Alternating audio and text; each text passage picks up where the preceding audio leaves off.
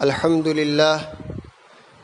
للہ وحدہ لا شریک لہ والصلاة والسلام علی محمد لا نبی بعدہ۔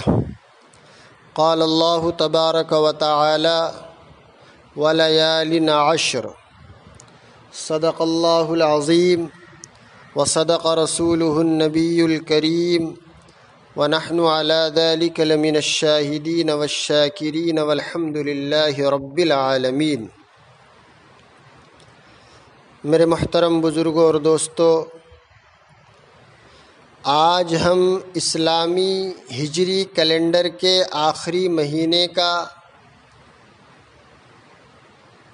جو عشرہ ہے، جس کو عشرہ ذی الحجہ کہا جاتا ہے، اس کے بارے میں انشاءاللہ بات کریں گے۔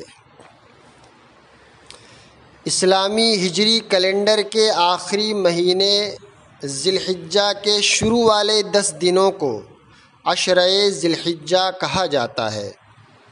حدیث شریف میں ان 10 دنوں کی خاص فضیلت آئی ہے۔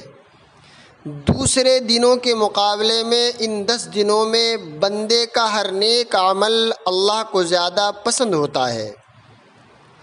حضرت مولانا منظور نعمانی رحمۃ اللہ علیہ فرماتے ہیں، جس طرح اللہ تعالیٰ نے ہفتے کے 7 دنوں میں سے جمعے کو اور سال کے 12 مہینوں میں سے رمضان المبارک کو اور رمضان المبارک کے 3 عشروں میں سے عشرہ اخیر یعنی رمضان کے آخری 10 دنوں کو خاص فضیلت بخشی ہے، اسی طرح ذی الحجہ کے پہلے عشرے یعنی شروع کے 10 دنوں کو بھی فضل اور رحمت کا خاص عشرہ قرار دیا ہے۔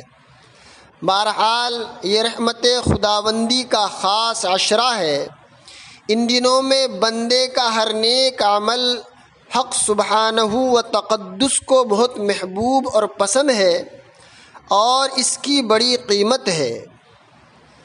حضرت ابن عباس رضی اللہ تعالی عنہ سے روایت ہے کہ رسول اللہ صلی اللہ علیہ وسلم نے ارشاد فرمایا، اللہ تعالیٰ کو عمل صالح نیک عمل جتنا ان 10 دنوں میں محبوب ہے اتنا کسی دوسرے دن میں نہیں۔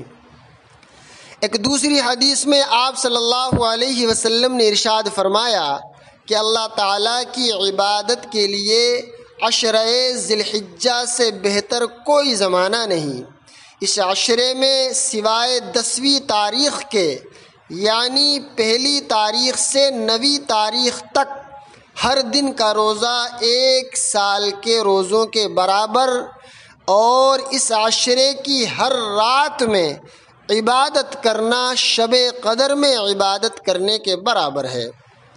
قرآن مجید کی سورہ فجر کی جو آیت کریمہ میں نے تلاوت کی، اس کے اندر حق سبحانہ و تقدس نے جن 10 راتوں کی قسم کھائی ہے ولیال عشر، وہ 10 راتیں جمہور کے قول میں یہی عشرہ ذی الحجہ کی راتیں ہیں، خصوصاً 9ویں تاریخ یعنی عرفے کا دن اور عرفے اور عید الاضحیٰ کی درمیانی رات، یہ تمام ایام خاص فضیلت اور اہمیت رکھتے ہیں۔